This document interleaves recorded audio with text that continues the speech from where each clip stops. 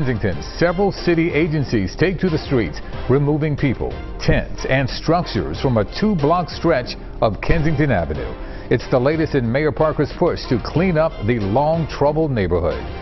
Some call it a critical step in saving Kensington. Others say what happened today only scratches the surface. Good evening, everyone. I'm Yuki Washington. I'm Jessica Cartalia. Tents, people, trash, and drug paraphernalia, all of it cleared out by a small army of workers in the early hours of the morning. The cleanup happened on a 2-block stretch of Kensington Avenue between Allegheny Avenue and Orleans Street. On the left is video that we captured yesterday from that area. On the right is what things look like 24 hours later after the cleanup.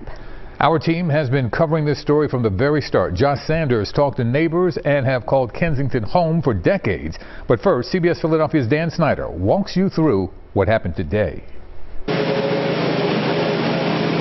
are some of the cleanest sidewalks this morning here in Philadelphia. It's a major change on the corner of Kensington and Allegheny Wednesday as crews got this corridor from the way it looked just one day ago to this. The city acted on its encampment resolution, removing tents, needles, and debris from the area. That's what the mayor's vision is about. It's about restoring our norms in our communities, in Kensington here in particular. Officials say there were no major incidents during the action and that most people left the streets before the city moved in. Public Safety Director Adam Geer says city outreach teams have been talking with people living on the streets here since the resolution went up last month. In that time, he says dozens of people have sought help. 36 individuals have accepted treatment as of right now. Treatment that they otherwise would not have had if not for the hard work of these folks who stand behind me. It's going to stop some deaths hopefully today. I mean, usually we have 3 or 4 overdoses right here. While city officials lauded the clear out as a success, they now have the task of keeping the street looking like this. When they came in, they moved everybody out. But if you go on the side streets, they're flooded with people.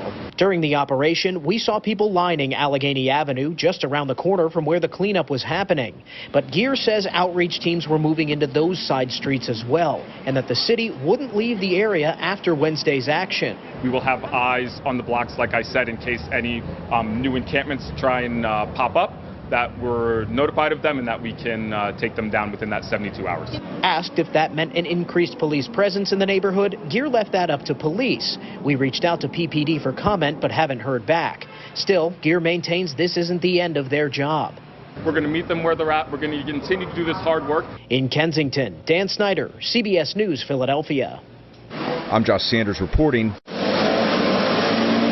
As city crews removed tents, needles, and trash along the corridor, 41-year-old Robert Kipsey remembered the painful struggles of his own childhood growing up in the Kensington neighborhood. Thrown out of my house at 8 years old, tried to stay with my other family members, stuff like that, wind up living with people on the street, figuring it out, was on the run, didn't go to school, stuff like that. Like, terrible situation, mother on drugs. Now sober, Kipsey runs a recovery center in South Philly and says Wednesday's sweep only clears the surface of what's truly needed. If you have a bunch of people that are on drugs and suffering from the disease of addiction, and then you have people around that are selling drugs, it's like purgatory.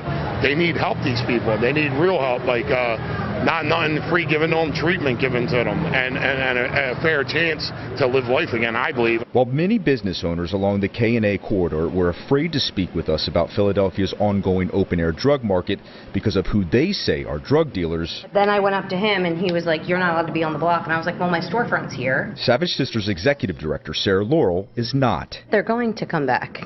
There was absolutely no services that were offered as promised by the city. City officials say while most people living in the encampments left before city outreach teams could offer help, dozens of people have received some type of help since last month's city encampment resolution. I don't understand why you would have